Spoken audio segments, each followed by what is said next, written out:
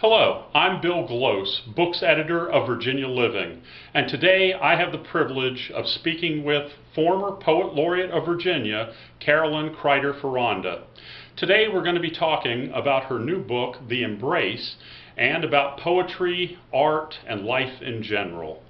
Carolyn, I would like to thank you for welcoming me into your house, and I love the art you have here, and I love the rustic look of your yard.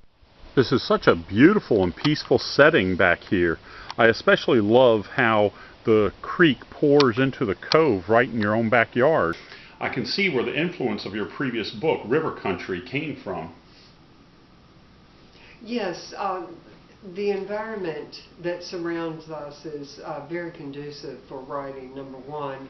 And number two, once we moved down here, I really became enamored with my surroundings and I wanted to learn more. I went to many lectures and tried to get introduced to the area, to the farm practices, and I soon realized that we're doing a lot to damage our environment. We have so many toxic chemicals running into the water.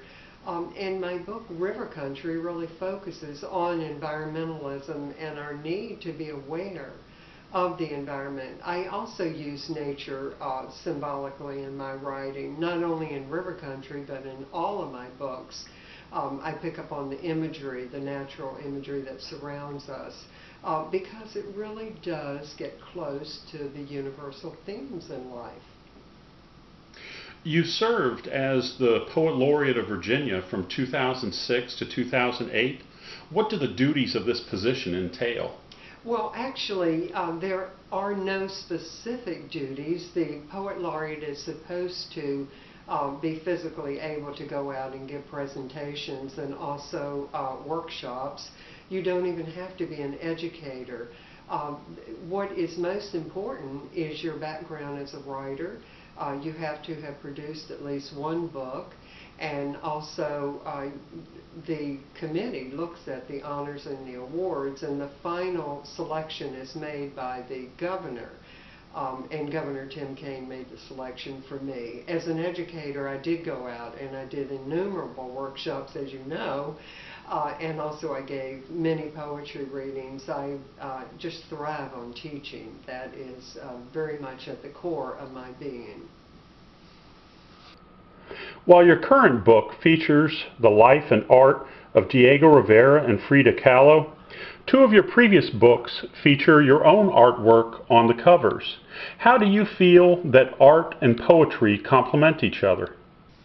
They complement each other in that I tend to be an experimentalist. I'm constantly trying to play around with language in new ways. And in my artwork, I'm also an experimentalist. On my first two books, my publishers, two different publishers, had asked if they could use the images from a couple of my paintings, which are colorist abstract art. Also, I think that art and poetry for me complement each other because I'm tuned in to the natural images that I see emerging in both poetry and also in the artwork. For example, Gathering Light, that is actually an orchid in flight in my mind. Dragon in Flight, I see a dragon definitely in the artwork that appears on the cover of my first book. And what about the visual appearance of poetry on the page? How do you view that, the importance of that? Oh, that's an excellent question. The typography, the typographical arrangement of a poem is as important to me as the content because I think that the structure enhances the content. I'm very lyrical in my writing. I work with syntactical arrangements to try to enhance that lyricism. I also work with assonance and consonants. I have internal rhyme. I do every trick I know to try to bring out the music. I was trained early as a pianist, and I can see that influence the way that I hear words, the way I hear language. You know, I try to embody that in my work. Many of these poems display a complex structure unlike anything I've seen before. Can you explain the nature of a simultaneous poem? Yes, a simultaneous poem is actually 3 poems in one, and sometimes the poem deals with polar opposites. In my case, what I wanted to do was I wanted two voices to offer a couple of different looks, a couple of different views at what I saw in a painting. Sometimes one voice was the voice of Frida or Diego, and I might even pick an inanimate object for the second voice. Take a look at the two Fridas on the borderline between Mexico and the United States.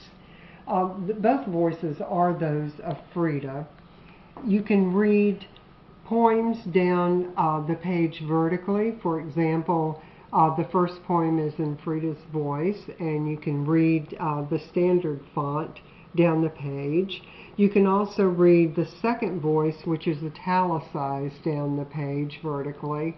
And then a third poem emerges when you read both voices together horizontally across the page. It's obvious from looking at your bookshelves that you've done a lot of reading on this subject matter, and also that you've compiled a lot of research, which is evidenced by all the sources noted in the back of your book. But what I'm wondering is if you've also done any research that did not come from books themselves. Oh yes, in fact, my husband, who is Hispanic and helped me out as an interpreter, traveled with me on 2 occasions.